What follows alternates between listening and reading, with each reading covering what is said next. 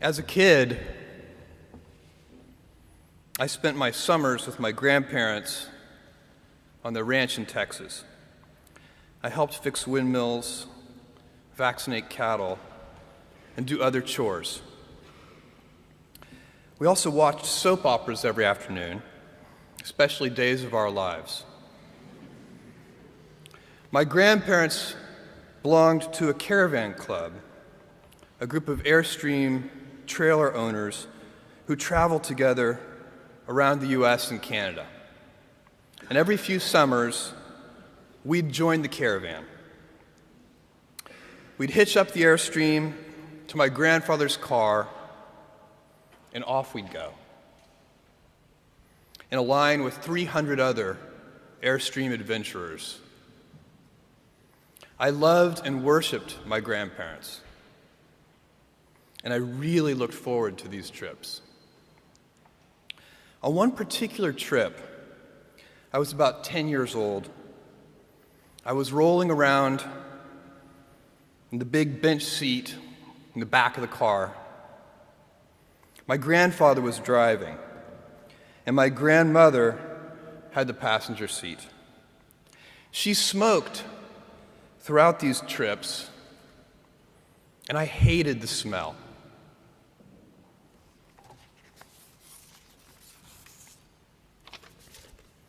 At that age, I'd take any excuse to make estimates and do minor arithmetic. I'd calculate our gas mileage, figure out useless statistics on things like grocery spending. I'd been hearing an ad campaign about smoking. I can't remember the details, but basically the ad said, every puff of a cigarette takes some number of minutes off of your life. I think it might have been 2 minutes per puff. At any rate, I decided to do the math for my grandmother. I estimated the number of cigarettes per day, estimated the number of puffs per cigarette, and so on. When I was satisfied that I'd come up with a reasonable number, I poked my head into the front of the car, tapped my grandmother on the shoulder, and proudly proclaimed, "At 2 minutes per puff, you've taken 9 years off of your life."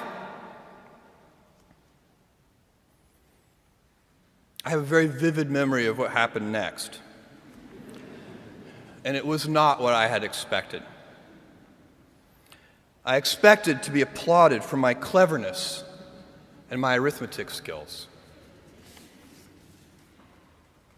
"Jeff, you're so smart.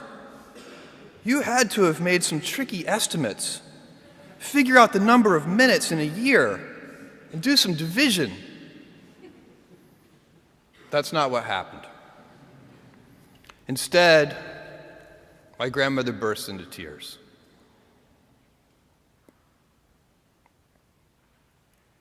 I sat in the back seat, didn't know what to do, while my grandmother was crying.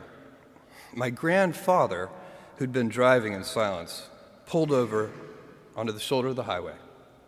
He got out of the car and came around and opened my door and waited for me to follow. Was I in trouble? My grandfather was a highly intelligent, quiet man. He had never said a harsh word to me, and maybe this was to be the first time. Or maybe he would ask that I get back in the car and apologize to my grandmother. I had no experience in this realm with my grandparents, and no way to gauge what the consequences might be. We stopped beside the trailer.